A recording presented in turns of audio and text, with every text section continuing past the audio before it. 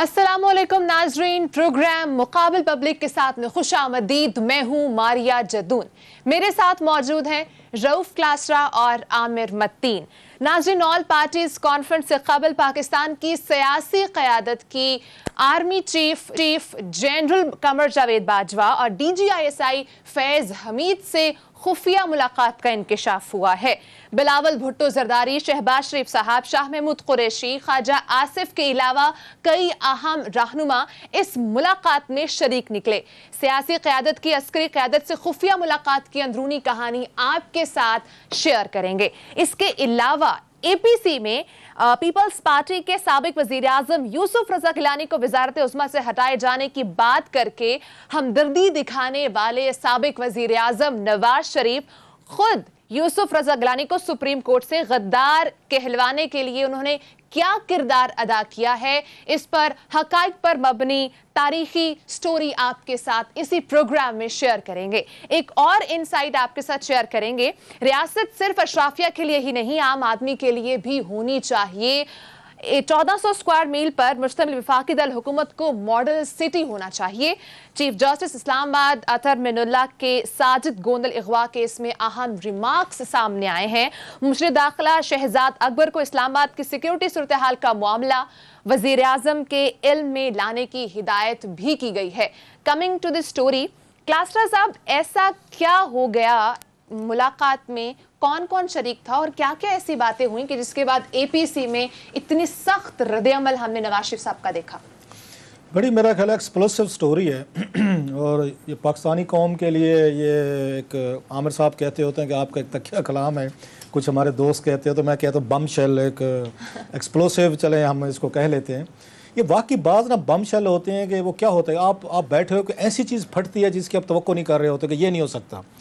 अब कल पूरी कौम ने सारी तकरीरें सुनी, इनका पूरे का पूरा वो देखा, जो इनका डिक्लेरेशन 26 पॉइंट्स था मेरा ख्याल है समथिंग, उसमें बड़ी जमहूरियत की मोहब्बत, उसमें सिविल मिलिट्री रिलेशनशिप के हवाले से, फ़ौज को कल्टेल करने के हवाले से, मिलिट्री एस्टेब्लिशमेंट का रोल ज़रा उनको CPAC बला बला सारी चीज़ें हमने पढ़ ली।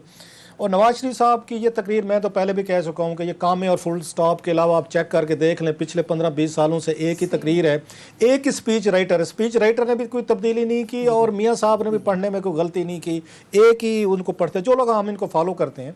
और बड़ी इनको सपोर्ट दी थी लोगों ने। मुझे याद है जब ये 2006-07 का इनका टाइम था जनाब मुशर्रफ के खिलाफ, लोग ये समझते थे बड़ी तादाद में, बल्कि आज मैं देख रहा था उनके शाहीन सबाई साहब का, वो भी इसका क्रेडिट ले रहे थे कि ये जो COD था, ये चार्टर ऑफ डेमोक्रेसी जो था, तो बेनज़ीर भुट्टो साहबों को मैंने ड्राफ्ट करके दिया था। और बेनज़ीर भुट्टो साहब जब जद्दा में नवाज शरीफ साहब से सरूर पैलेस मिलने गई थी, तो वो साथ में ये भी ले गई थी कि जनाब हम ऐसे कर लेते हैं, बैठ के एक दूसरे के साजिशें नहीं करेंगे, खुफिया मीटिंग्स नहीं करेंगे, जर्नलों से मुलाकातें नहीं करेंगे, एक दूसरे को गिराने की कोशिश नहीं करेंगे, बला बला काम नहीं करेंगे।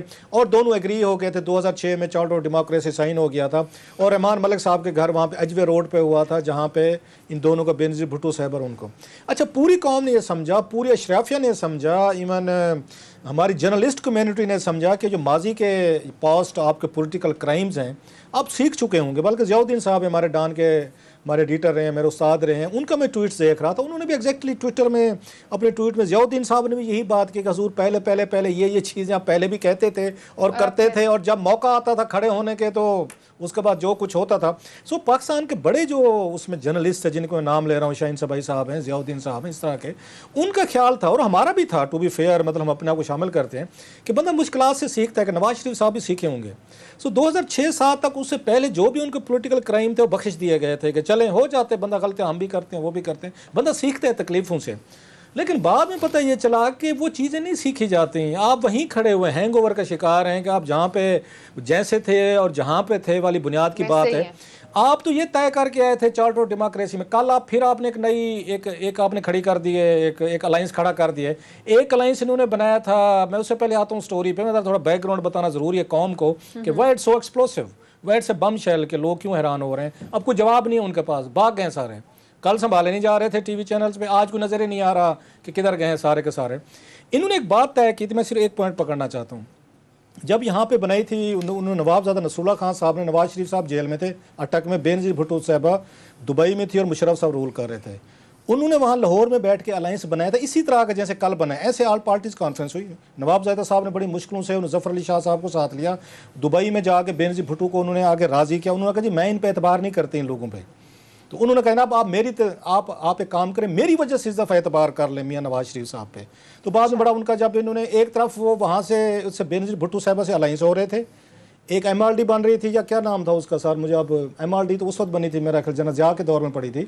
ये दूसरे एक लाहौर में बनाई थी, मुझे अभी नाम याद आएगा, जो इन्होंने एक और बनाई थी, जैसे कल इन्होंने DMR बनाई है वगैरह, इसी ARD बनाई थी कि इन्होंने ARD बनाई थी, अलायंस फॉर डेमोक्रेटिक इनका था कोई अलायंस वगैरह था।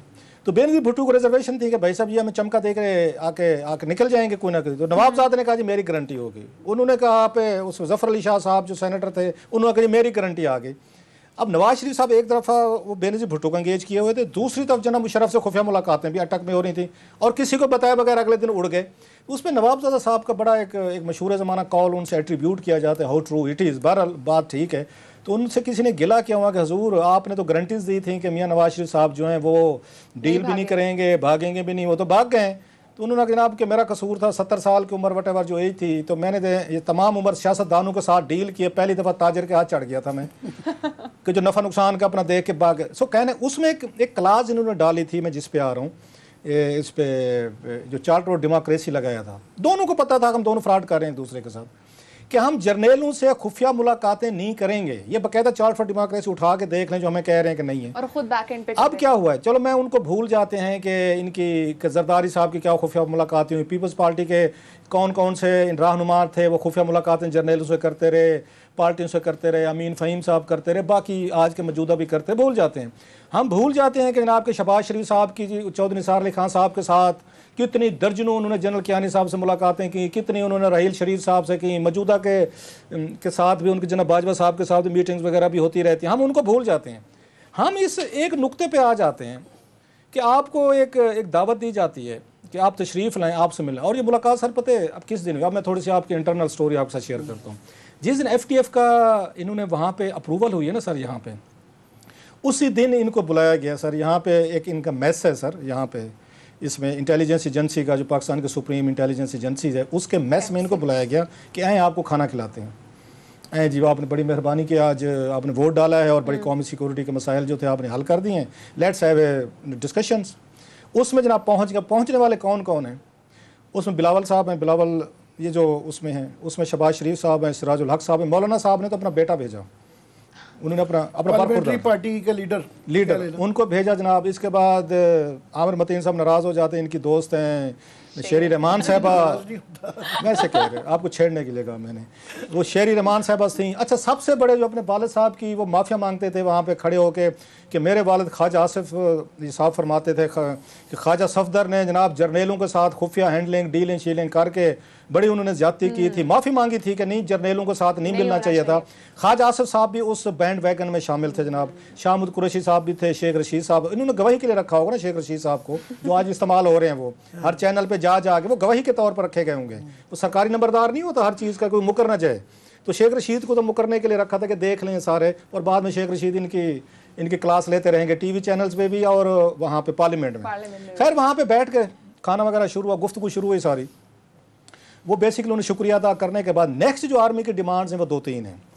वो क्या है कि आप एक तो जो हम पहले भी बात बता चुके कि आर्मी इस्टेब्लिशमेंट ये चाहती है कि 18वीं तरमीम को रिवर्स किया जाए।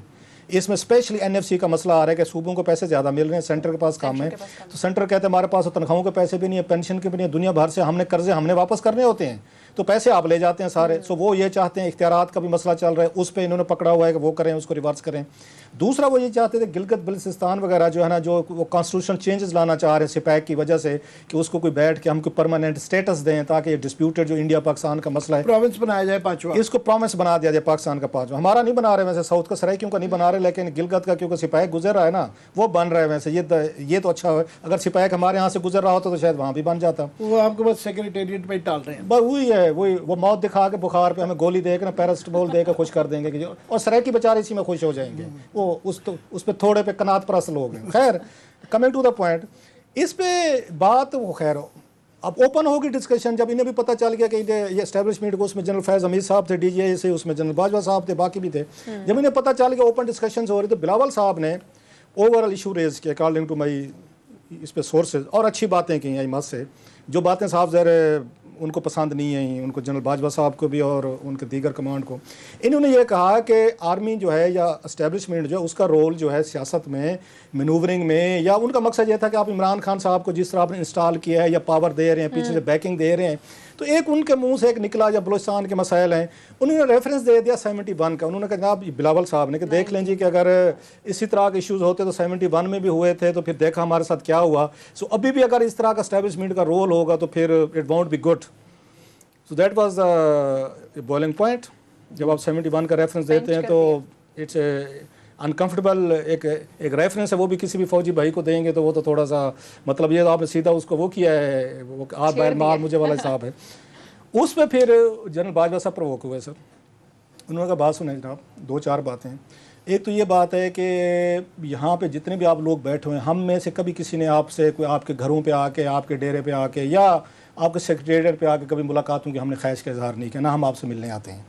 आप लोग सियासतदान ही यहाँ से खुफिया मुलाकातें करते हैं, खुफिया आपके मीटिंग्स करते हैं, एक एक से मिलते हैं, अपने आप के एजेंडे हैं, अपने आप के मसले मसाइल हैं। एक तो ये चीज़ अपने जहन में रखें। नंबर 2, उन्होंने बिलावल साहब को कहा, शहबाज शरीफ साहब की तरफ इशारा करके, कि आपके वालिद साहब के बारे में जो कुछ शहबाज शरीफ साहब ने फरमाया था वो हमसे मशवरे तो नहीं किए गए थे ना, हमने इनको कहा था कि पेट फाड़ के दौलत निकालेंगे, लड़काना वगैरह की कंपनीज की गलियों में हम इनको घसीटेंगे या बला करेंगे, ये तो आप लोगों ने किया हुआ था। आप एक लोगों के साथ दूसरे जो हैं ये चीज़ें इस पे यहाँ पे करते रहते। तो हम तो सियासतदान जो हम तो चाहते हैं कि आप लोग मुल्क को बेहतर तरीके से आगे लेके चलें, हम तो पीछे बैठ के जो भी हुकूमत आती है उसको सपोर्ट दे दें। बल्कि मुझे ये एक सोर्स ने बताया जो मीटिंग में शरीक था, एक पोलिटिकल सोर्स जिसने चस्के लिए, चेज़ा लिया मजे से बैठ के, वो ये कहते हैं मौलाना फजल रहमान के बेटे को उन्होंने कहा जी आप क्या मुझे ये मैसेजेस भेजते रहते हैं जी कि मिलना है, मीटिंग्स करनी है, सीक्रेट मुलाकातें। सीक्रेट मुलाकातों के लिए भी आप लोग हमें ऑफर्स करते हैं, चीज़ें करते हैं, और प्लस बैठ के फिर बाद में ताने भी देते हैं, अब तकरीरें भी करते हैं। So it was a very, मैं थोड़ा सा इसको मुख्तसर करूँ, मज़ीद डिटेल में नहीं जा रहा कहीं पे ये फिर नाराज़ ना हो जाए पार्टियाँ सारी, जो मुझे पता चला है। इस पे सारी meeting ended at a very bad taste. जब आपको ये कहा जी आप 71 का हवाला दें आर्मी कमांड को, आर्मी कमांड आपको अपने हवाले दे कि आप देख लें कि एक दूसरे का पेट फाड़ते तो आप इकट्ठे टेबल पर बैठे हैं। प्लस उसके बाद ये भी कहा इसने बिलावल, जो मुझे पता चला है इनके जहन में था कि बिलावल साहब इस वजह से पीपल्स पार्टी नाराज़ है एस्टेब्लिशमेंट से। नाराज़गी के 2 वजूहात हैं कि ये क्यों नाराज़ हैं, नवाज शरीफ साहब क्यों नाराज़ हुए जो उतनी बड़ी सख्त तकरीर की है, वही फील्स बेट्रेड। जरदारी साहब क्यों फील्स करते हैं कि एस्टेब्लिशमेंट ने हमारे साथ धोखा किया है। ये मैं ज़रा बाद में बताता हूँ, ज़रा पहले आमिर साहब से इस पर व्यू ले लें। ये थोड़ा आमिर साहब से मैं ये जानना चाह रही थी थोड़ा कि सस्पेंस रखते हैं, उसके बाद आते हैं कि दोनों काली बिलावल और नवाज शरीफ साहब क्यों गुस्से में हैं, क्यों दे फेल्ट बेट्रेड, वो बाद में ज़रा पहले आमिर साहब से। मैं आमिर साहब से भी ये जानना चाह रही हूँ, आपको क्या लग रहा है, क्या ऐसी रीज़न है कि जिसके बाद वो इतना एक्सप्लॉइट हुए और इस तरह की तकरीरें की उन्होंने? भाई पहली बात तो ये है कि ये सारी खबर बाहर आने के बाद तो वो जो एक समा बांधा गया था कि जी इस मुल्क में इनकलाब आ रहा है, और आपस में ही रोल बांट लिए थे, कोई कास्त्रो बना हुआ था, कोई चे गुवेरे की एक्टिंग कर रहा था, कोई सारे रेवोल्यूशनरी बने हुए थे ना कि अब ये MRD और ARD और एक नए नवाबजादा नसरुल्लाह की रूह इनमें आ चुकी हुई है, और जो बालियत जमहूरियत की एक नई मूवमेंट होगी, और तकरीरें हो रही थी कि जनाब इस मुल्क का निज़ाम बदला जाएगा, चेहरा नहीं बदला जाएगा, और वो फला फला फला हुकूमत के ऊपर हुकूमत और हुकूमत के अंदर हुकूमत, ये जो बातें थी वो सारा जो समा था, वो जो पहाड़ खड़ा किया था वो पंजाबी में साउंड इफेक्ट देना बड़ा ज़रूरी होता है, वो कहते हैं फुस करके बैठ गया, यूँ करके मोल हिल बन गई, इतनी चीज़ें ना पहाड़ी छोटी सी बन गई है। बात ये है कि ये अगर सारे मुलाकातें करके आए हुए थे, जो भी अंदर गुफ्तगू हुई जिसकी जिस थोड़ी सी क्लास साहब दे रहे हैं, ये हमें क्लासर साहब से क्यों पता चल रहा है? yes.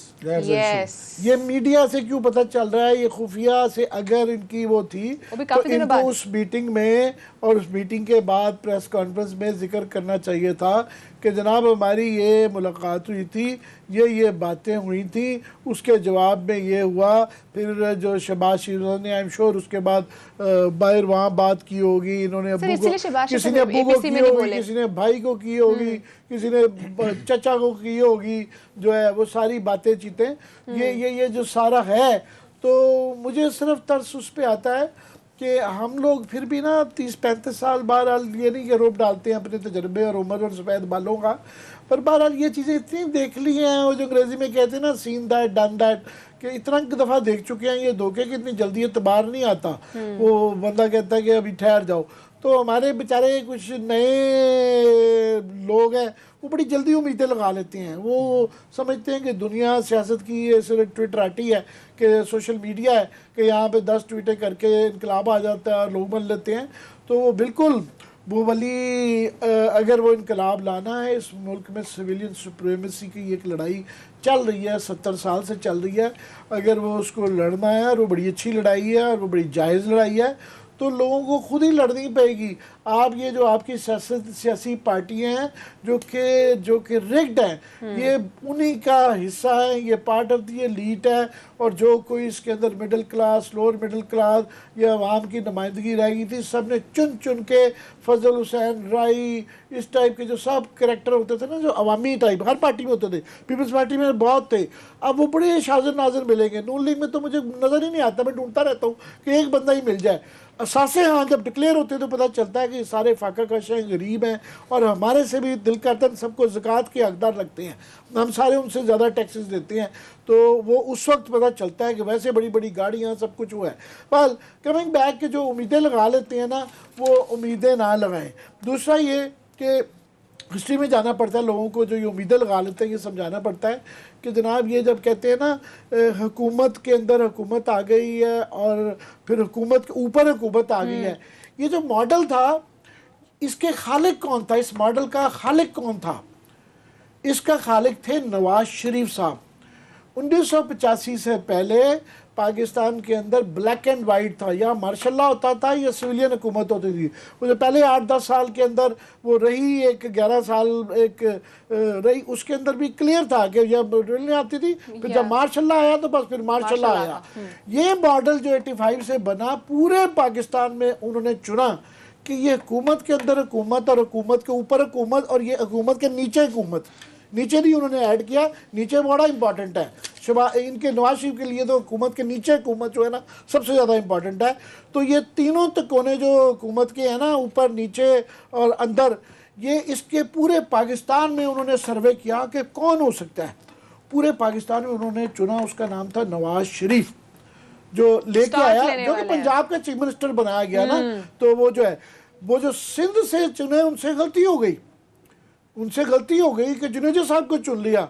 जुनेजा कोई दुकानदार नहीं थे। इन्होंने कहा ना नवाबजादा साहब वाला जुमला, कि नवाबजादा साहब ने कहा जनाब मैं पहले सियासतदानों के साथ डील करता था, अब मैं ताजरों के हाथ चढ़ गया हूँ। जुनेजा साहब ताजिर नहीं थे, वो उनकी अभी इतने सियासतदानों की लोग हम सारे तनकीद करते हैं, कंसेंसस है इस मुल्क में कि जनाब 30-40 साल में अगर कोई इन सब में अच्छा प्राइम मिनिस्टर था, जो कि बड़े कमज़ोर हाथ जिनको मिला था, अंग्रेज़ी में कहते हैं कमज़ोर हैंड होना, ताश की टर्म है, जो है बड़ी थोड़े बुरे हालात के अंदर भी उन्होंने काफ़ी इनकलाब किया। ज़िया-उल-हक जैसे बंदे से लड़ गए और चुप करके छुट्टी करके चले गए, असूलों पे अपने खड़े रहे। पहले दिन ही ना उसका स्पीकर होने दिया, ना उनकी बातें मानी गई, जो है तो आके लड़े।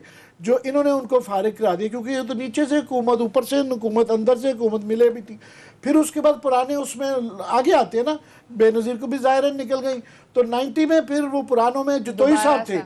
अब जतोई साहब कैंडिडेट थे, उन्होंने कहा नहीं जी नहीं, ये तो पूरे पाकिस्तान में सर्वे कराया गया है, ऊपर नीचे चेक किया गया है, तो यही मॉडल है, ये बंदा है पाकिस्तान में जो कि हमारा ये वाला ऊपर की हुकूमत, अंदर की हुकूमत, नीचे की हुकूमत का जो बानी भी होगा, फाउंडर भी होगा, चलाएगा भी, ये है। ये पूरे 22 करोड़ उस ज़माने में जितने भी थे, ये चुन के लाए हैं। वो फिर उन्होंने डिलीवर किया, उन्होंने जतोई साहब को भी फारिग करवाया और उसके बाद वो आते चले गए। अब बात ये है कि आए क्यों थे? आए इसलिए थे कि ये ताजिर थे और ये अपने सियासत में इसलिए थे कि अपनी तजारत बढ़ाई जाए। बाद में वही है, जब तजारत बढ़ गई, अब वो कहते हैं सियासत भी करनी है, तजारत भी नहीं छोड़नी और ये सासे भी नहीं छोड़ दे। मैं समझता हूँ बड़ी अच्छी तकरीर की थी, छोड़ दें। अगर साथ में ये भी कहते हैं कि हमने सारी जायदादें अपनी, ये लंदन की भी, रायविंड की भी, लोग इल्ज़ाम देते हैं ये हमने ट्रस्ट को दे दी, ये यतीम खाने बना दिए, ये ले अपना वापस ले ले, तो हमें फिर सियासत करें ना। तो वो तजारत तो नहीं होगा, सियासत बाद में है। ये मॉडल इन्होंने चुना। उसके बाद फिर जो बड़े भाई थे उन्होंने कहा जी मेरे एक छोटे भाई हैं, ये मुझसे भी आगे हैं, वो फिर प्रूव किया कि अब या आप फिर थोड़ा break सा का, हमें एक ब्रेक आए, फिर मैं जरा थोड़ा सा लोगों को हिस्ट्री भूल जाती है, भूल जाते हैं, हिस्ट्री ये भी बताना याद कराना बड़ा जरूरी है। एक ये हिस्ट्री भी शेयर करेंगे और एक और हिस्ट्री भी है। कल तो जो वजीर आजम, साबिक वजीर आजम नवाज शरीफ साहब, उन्होंने काफी हमदर्दी दिखाई है साबिक वजीर आजम यूसुफ रजा गिलानी के साथ, लेकिन माजी में उनके बारे में क्या कहा करते थे वो भी आपके साथ, वो क्या माजी की स्टोरीज हैं शेयर करेंगे, साथ ही रहेगा।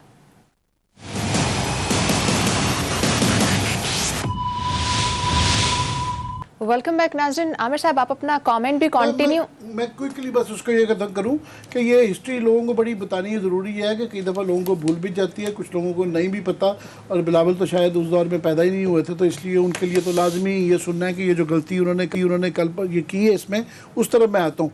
वो मैं ये कह रहा हूँ कि जब इनकी सिलेक्शन हो रही थी, ये इस मॉडल को तख्लीक किया जा रहा था, अंदर से हुकूमत ऊपर से हुकूमत जो है, तो और भी कंटेंडर्स थे, चौधरी निसार थे फॉर एग्जांपल। उन्होंने कहा जनाब देखिए मेरा 3 पुश्तों से फौजी ख़ानदान है, मैं तो मार्शल रेस हूँ और यहीं का रहने वाला, पोटोहार आपकी बेल्ट और फौजियों की बेल्ट है, मैं हाजिर हूँ। उन्होंने कहा नहीं तुम भी ठीक नहीं हो। मलिक नईम साहब थे, वो भी कंटेंडर थे, और भी 3-4 उस वक्त थे जो है।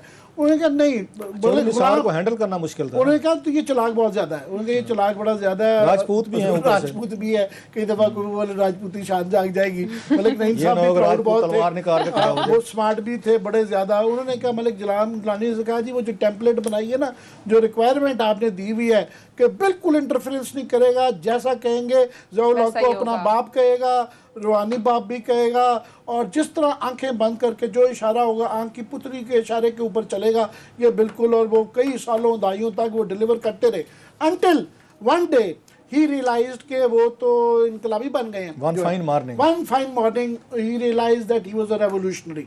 अच्छा ऐसा होता है कि ये वरना मिसाल दी जाती है कि जी भुट्टो साहब भी, ये बहस होती है ना जब सियासी थड़ों के ऊपर, वो कहते हैं जी देखिए जी भुट्टो साहब भी तो माशाल्लाह की पैदावार थे, बिल्कुल थे, मगर then people grow up. Bhutto साहब ग्रो करके उन्होंने फांसी पे लटके जान दे दी, मगर कंप्रोमाइज। एग्जैक्टली वो एग्जांपल है कि जो ग्रो अप कर जाते हैं वो कर जाते हैं, वो जान दे देती हैं। इनके जब मुश्किल आती है, ये कभी दुबई दौड़ जाते हैं, कभी लंदन दौड़ जाते हैं, वहाँ से बैठकर तकरीरें करते हैं, और जब तकरीरें कर रहे होते हैं उस वक्त भी छोटा भाई मीटिंग के अंदर जा रहा होता है, और जो है ना राब्तों के अंदर जो होते हैं, तो वो है। बिलावल से सिर्फ लास्ट में कह दूँ कि बिलावल ने ये जो तकरीर कर दी ना 71 में, ज़ाहिर है वो बेचारे पैदा नहीं थे हुए, तो उनको नहीं पता कि 71 के जो स्कार्स हैं वो बड़े डीप हैं, तो ये जो है नहीं करते। और दूसरा कि सियासतदान में पाकिस्तान के जो आजकल के सियासतदान है ना, बाय द वे मैं जो असली सियासतदान है जिनकी पनीरियाँ इन्होंने खुद माशाल्लाह एस्टेब्लिशमेंट ने चुन चुन के ख़त्म कर दी हुई हैं, सो इनका सियासतदानों को, मैं सियासतदानों की बड़ी इज्जत करता हूँ। जो मैं वो चंद, अब वो बड़े कम रह गए हैं, वो सियासतदान बड़े कम रह गए हैं अभी भी। कुछ वो जो पुराने हैं अक्सर बेचारे इधर उधर घरों में रिटायर्ड हो गए हुए हैं, तो उनकी इज्जत करता हूँ। जो मगर आज का सियासतदान है उसकी मुख्तलिफ ओकेजन के लिए, बिजनेसमैन है, तो जो है वो मुख्तलिफ ओकेजन्स के लिए मुख्तलिफ तकरीरें होती हैं। पब्लिक के सामने जब खड़े होते हैं ना, सीना फाड़ के भुट्टो साहब की नकल करते हुए, जालिब की नकल उतारते हुए, वो तकरीर और होती है। पार्लियामेंट की तकरीर होती है, साफियों के साथ प्रेस कॉन्फ्रेंस तकरीर और होती है। जब अंदर जाते हैं ना मैस के अंदर, वो तकरीर और होती है, वो तकरीर नहीं होती फिर। उसकी उनकी ट्रेनिंग के अंदर ये कमी रह गई। बड़ी ट्रेनिंग कर दी कि भाई साहब ये जेब में 4 तकरीरें रखते हैं कि इस मौके पे क्या तकरीर करनी है वो निकाल दिया है, तो उन्होंने गलत मौके पे गलत तकरीर कर दी है। तो उसके बाद से आई एम श्योर डैडी उनको अब समझा रहे होंगे कि आंटी ने ट्रेनिंग गलत की है, इंज नहीं करना, ऐसे करना है। ये कौन सी आंटी का कहा आपने? आंटीज होती है ना, नहीं बता दें, मैं लड़ाई तो करवाऊँ आपकी। आमिर साहब क्लियर करेंगे कौन सी आंटी है? नहीं मैं मुहावरा तुम कह रहा हूँ। अच्छा फिर ठीक है, फिर मैं बता था क्या कह रहे हैं आप, किस आंटी को कह रहे हैं? Coming to the second topic class, तब अगर आप मुझे टॉपिक नहीं, अभी उसी में मैंने अभी 2-3 चीजें बतानी थी। आमिर साहब ने बड़ा एक खूबसूरत उसका बैकग्राउंड दिया। मैंने अभी ये बतानी थी कि नवाज शरीफ साहब ने इतनी गुस्से भरी तकरीर क्यों थी? Why was he feeling betrayed and cheated? ये एक उस बंदे की तकरीर थी जिसके साथ अपने से धोखा हो जाए कि हमारे साथ हाथ हो गए, पंजाबी में कहते हैं।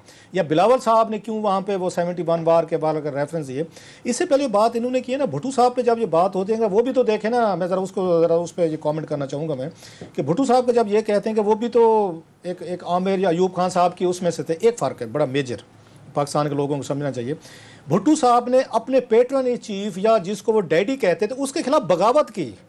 65 के बाद जब उससे वापस आए थे, उससे ताशकंद एग्रीमेंट के बाद, उन्होंने आके उनकी कैबिनेट भी छोड़ दी थी, उनके खिलाफ एक पार्टी की बुनियाद भी रखी, उन्हीं के दौर में ही स्ट्रगल की और बताया कि हो यहाँ पे अयूब खान साहब ने हमारा कश्मीर जो है या पाकिस्तान जो है ना सोल्ड आउट किया है वहाँ पे ताशकंद में 4-5 साल, मतलब ये 65 से लेके 69 तक, जब तक उन्होंने रेजिग्नेशन नहीं दिया, 4 साल वो पॉलिटिकल पार्टी को चलाते रहे या उनके खिलाफ एजिटेशन करते रहे, तकरीरें करते रहे। नवाज शरीफ साहब ने काम नहीं किया। सो उन्होंने अपने वो क्या आप उसको कह सकते हैं कि उन्होंने उसको क्या कहते हैं, कुफारा कहते हैं, उन्होंने कुफारा अपना अदा किया भुट्टो ने, जब वो उन्होंने आके अयूब खान के खिलाफ रिवोल्ट की, कैबिनेट छोड़ी और 4-5 साल स्ट्रगल की और फिर जाके एक उससे प्रोसेस से वजीर आजम बने वटेवर। नवाज शरीफ साहब को हम उस वक्त मानते, तजारत कभी नहीं की, उनके दुश्मन भी उन पर करप्शन का इल्जाम कोई नहीं लगाता। नवाज शरीफ साहब को हम ये मानते कि ये 85 में खड़े हो जाते अगेंस्ट ये जनरल जिया, जैसे भुट्टो साहब खड़े हुए थे अपने पेट्रोन चीफ जिसको रूहानी बेटा बाप वगैरह कहते, ये तो उनकी डेथ के बाद भी जाके यहाँ पे आके उनके मिशन कंप्लीट करने की वो बातें करते थे। सो इनका कंपैरिजन नहीं बनता कि नवाज शरीफ साहब को लेके चलते थे जलसों में, उसकी वजह से वोट लेते थे। आज जो डीजी खान की तकरीर है, आज उसकी जरूरत नहीं है तो वो गायब, वो नहीं है। खैर, सो ये दो चीज़ मैं थोड़ा सा ये बता दूं, अब हुआ क्या, नवाज शरीफ साहब की कल वाली तकरीर और बिलावल भुट्टो साहब ने ये एश्योरेंसेस दी कि हमारी एस्टैब्लिशमेंट, तो थोड़ा सा ब्लेम तो ये भी ले लेना, इतने फरिश्ते तो ये भी नहीं है ना कि सारे के सारा ब्लेम हम कहें जी इन पे है। भी वो जैसे कहा गया जी आप क्यों हमसे मिलने आते हैं, भाई आप क्यों उनको मिलने की आप टाइम देते हैं, इजाजत क्यों देते हैं भाई आप कहें ना कि मैं मतलब माजी में बताऊँ, मुझे इसमें इमरान खान साहब का रोल भी लाने की जरूरत है। You are the prime minister of Pakistan. Prime minister of Pakistan के अलावा महीने से एक मीटिंग्स हो रही हैं, एक हमारी हाई कमांड से, आर्मी की हाई कमांड से मीटिंग्स हो रही हैं जिसमें अपोजिशन के मेन लीडर्स बैठे हुए हैं, उनकी बातें हो रही हैं, उसमें प्राइम मिनिस्टर मिसिंग है। कुछ भी कहें, गिलानी साहब वजीर आजम थे, मैं 2 मिसालें देना चाहता हूँ, मैं सबसे बड़ा उनका क्रिटिक्स रहा हूँ चीज़ें की, स्कैंडल की। यहाँ पे 2 दफ़ा उन्होंने बुलवाया था, पार्लियामेंट में बुलाया गया था सर, आर्मी चीफ को भी बुलाया गया था, DGISA को बुलाया गया था। एक जब उसामा बिन लादेन वाला ऑपरेशन किया था अमेरिकन ने, वहाँ पे जनरल कियानी को और शुजा पाशा साहब को आना पड़े था पार्लियामेंट में, उन्हें इन कैमरा उनको सवालात के जवाब देने पड़ गए थे कि भाई साहब आए और बताएं इतना बड़ा डिबेकल कैसे हुआ इंटेलिजेंस का। आए थे बकायदा यहाँ पे, हालांकि कमजोर हुकूमत थी, हम तो ये समझते थे कि गिलानी साहब पे आज भी ये बातें करते हैं कि जनाब कि मैं बड़ा अच्छा वजीर आजम था, आप वीक थे। नंबर 1, जहाँ सवात जब ये ऑपरेशन होना था तो प्राइम मिनिस्टर हाउस में बुलाया गया था, आर्मी चीफ भी गए थे, DGISA भी गए थे और भी कमांडर थे जिन्होंने पार्लियामेंट्री पार्टीज को ब्रीफ किया था कि हमारा सवात ऑपरेशन तालिबान के साथ क्या इश्यूज हैं। मेरा सवाल ये है, ये बात जब इनको इन्विटेशन आई थी बिलावल साहब को और सिराजुल हक साहब को और प्लस शहबाज शरीफ साहब को, कंपनी को, आप उनको क्यों नहीं कह सकते कि sir why don't you come to parliament. एक हमारी कमेटी है, वहाँ पे बहुत सारी कमेटी है, सेनेट की कमेटी है, आप आएँ और बैठें एक पार्लियामेंट कमेटी को हमें ब्रीफ करें कि हम आपको खाना खिलाते हैं, हम आपको लंच होस्ट करते हैं, हम आपको डिनर करते हैं। तो शहबाज शरीफ और बिलावल साहब ने गाड़ियां निकाली हैं, स्टार्ट की, और वहाँ पे साइकिलें स्कूटर उठा के, मोटरसाइकिलें बाइक के, यहाँ पे उन्होंने साइकिल किसके पास है, ऊपर वगैरह पकड़ ली, जो भी मिल गई। तो इस तरह जेल में तो इस तरह ही आता है ना जिस तरह रश करके पहुंचे, वरना जज और सियासतदान इवन सहाफ़ी की अपनी तकरीम होती है। एग्जाम्पल ये पेशावर में जो जज साहब हैं, मुझे ये पता है कि उनको सारे ही अफसरान उन्होंने कहा जी हम कॉल ऑन करना चाहते हैं। उनका जनाब पुराने ज़माने में ऐसे ही होता था, जज उनका नहीं आप मुझे कॉल ऑन भी नहीं कर सकते, मैं आपसे नहीं मिल सकता, चाहे आप कोर कमांडर हो, चाहे फलाने DG हो, फलाने IG हो, मैं नहीं मिलता आपसे, मेरा बंदा नहीं बनता। तो ये जज का एक वकार होता है। इस तरह सियासतदान का पार्लियामेंट उनकी मस्जिद होती है, मेरा ये था वहाँ पे बुलाएं। बिलावल कह देता, बिलावल कहता, शहबाज शरीफ कहता आप तो बड़े हैं ना, नहीं कि जनाब आपसे मिलना बिल्कुल जरूरी, हम आपकी कंसर्न सुनना चाहते हैं, सिक्योरिटी के इशूज हैं, बड़े मेजर इशूज हैं, फेयर इनफ, दुनिया भर में होता है, आप जरा तशरीफ लें, पार्लियामेंट में हैं। इससे पहले जनरल कियानी साहब आते थे, जनरल शुजा पाशा साहब आते थे, हम एक कमेटी बना लेते 15-20 लोगों की, वहां बैठ के हमें ब्रीफ करें, उसके बाद लंच या डिनर कर लेंगे। आप लोग खुफिया क्यों रखें, शेयर करें फिर पब्लिक के, आप पब्लिक रिप्रेजेंटेटिव हैं, आप पब्लिक से कम मीटिंग तो शेयर करें कि जनाब APC से पहले हम वहां भी मिलके आए हैं, ये बातें हुई हैं, जितनी बताना चाहें उतनी बता दें, मगर पब्लिक खुफिया रखेगा। ये रोज क्रासर से पता चला हमें कि अंदर क्या हुआ, ये मीटिंग हुई क्यों। अच्छा, अब इसमें 2 चीज इंटरेस्टिंग चीजें हैं कि आपने खुफिया क्यों रखी जाती हैं ऐसी चीजें कि हर कोई अपना या शाइलॉक्स फिर रहे हैं कि वो कहते हैं everybody wants A pound of flash, कि मेरा इसमें क्या है, इसमें ये देग जो पक रही है ये चावलों की और दम पे लगी हुई है, इस देग में से मुझे कितने चावल मिलने। अब हर कोई अपने देग के चावल लेने के लिए गया कि यहाँ से साड़ा घटेगी, इसका दम हटेगा तो हम इससे खुशबू लेंगे।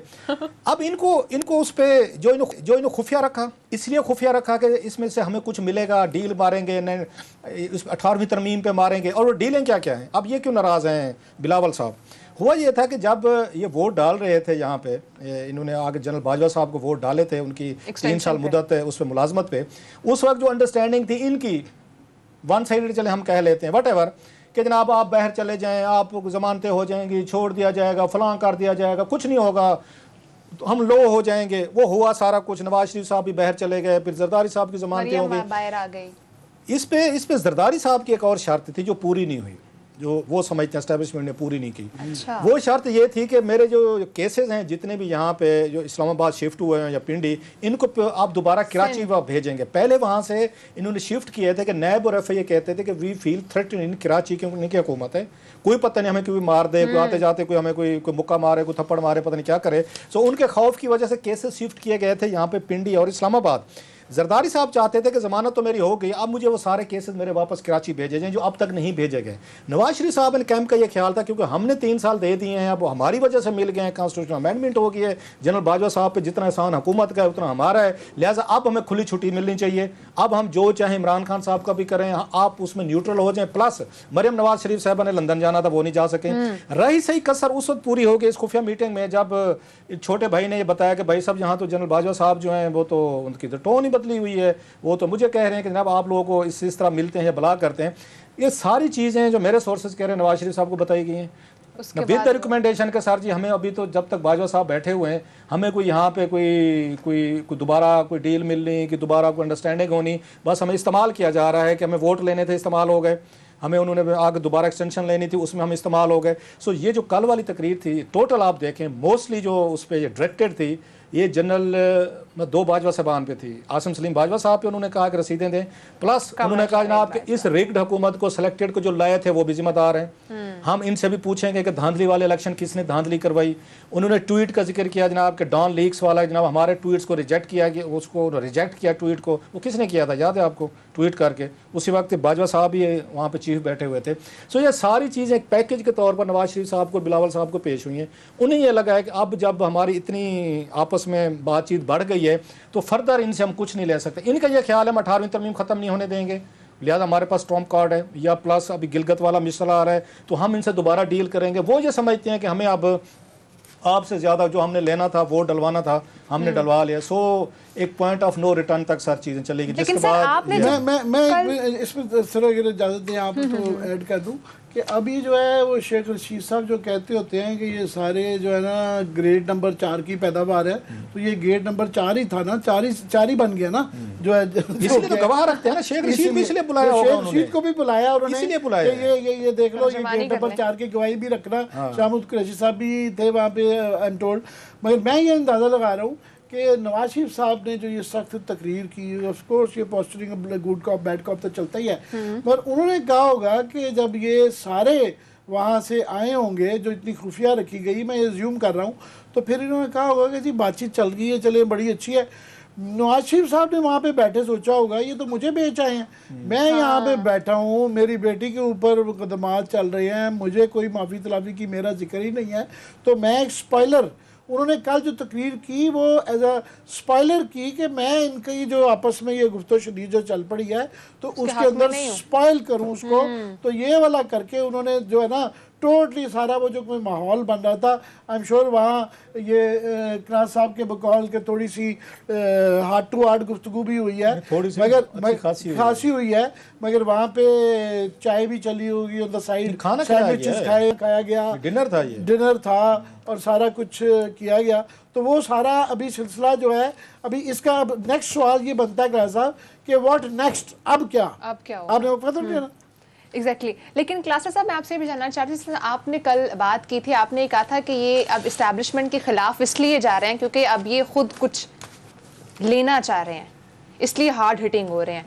तो ये अब मुलाकात का नतीजा है या कुछ लेना चाह रहे हैं, ये जंग है या ये डील है? अच्छा, उस वक्त हमें क्योंकि पता नहीं था कि खुफिया मुलाकात में क्या कुछ हुआ है। सो वो हमारा पॉलिटिक्स जो होती है ना बेसिकली असेसमेंट होती है ना, एनालिसिस होता है ना, आपका गलत भी हो सकता है ठीक भी हो सकता है कि जब डेवलपमेंट्स हो रही हैं आर्ट ऑफ द पॉसिबिलिटीज होती हैं। कोई एक तरह स्कैंडल तो नहीं होता जिसके डॉक्यूमेंट्स हो पेपर हो हम एग्जैक्ट वही बात करें, हम फैक्ट्स बताएं।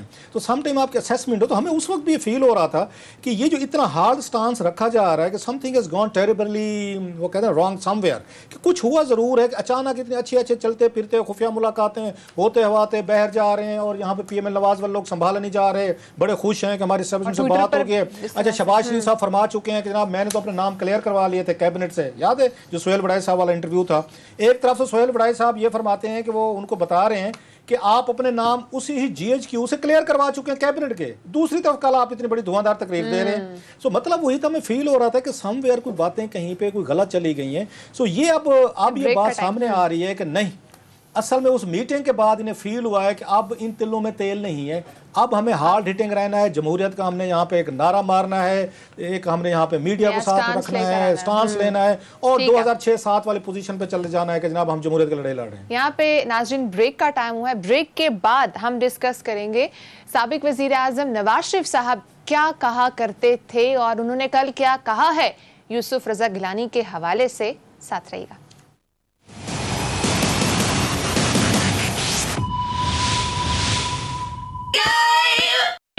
वेलकम बैक नाज़रीन, कल की जो APC से खिताब करते हुए नवाज शरीफ साहब ने कहा, उन्होंने कहा कि यूसुफ रजा गिलानी साहब कहते हैं कि रियासत के अंदर एक रियासत है, लेकिन अब बात इससे आगे जा चुकी है, अब रियासत के अंदर नहीं रियासत के ऊपर एक रियासत है। लेकिन इससे पहले माजी में नवाज शरीफ साहब किस तरह से यूसुफ रजा गिलानी साहब को याद करते थे, जरा देखिए। और आज की बात सुन लो, आज की बात सुन लो, ये कहते हैं उसको माइक मुलन को कहते हैं, ये लिखता है खत उसको हुसैन हक्कानी, हमारा सफीर वाशिंगटन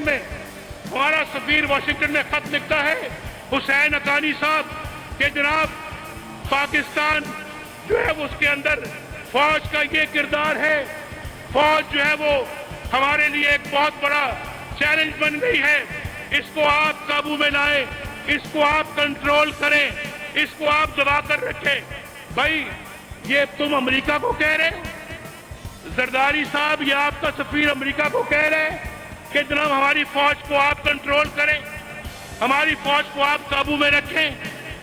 ये कौन सी पाकिस्तानियत है कि हम अमेरिका को जाके कहें हमारे यहाँ पाकिस्तान के अंदर कोई मसाइल अगर है तो हम खुद उसको हल करेंगे, हम जाके गैरों को कहें कि हमारी फौज, हमारी भाई 5 लाख की फौज है, 5 लाख जवान है जो रात दिन पाकिस्तान की का डिफेंस कर रहे हैं, दिफा में ड्यूटी अदा कर रहे हैं। 23 हजार फुट के ऊपर बैठ के सियाचिन में पाकिस्तान के टेरिटरी का दिफा कर रहे हैं और हम जो है हम अमेरिका से ये बात करें कि जनाब इनको आगे काबू करो। मैं कहता हूं इसकी इंक्वायरी होनी चाहिए, फैसलाबाद के लोगों इंक्वायरी होनी चाहिए या नहीं होनी चाहिए,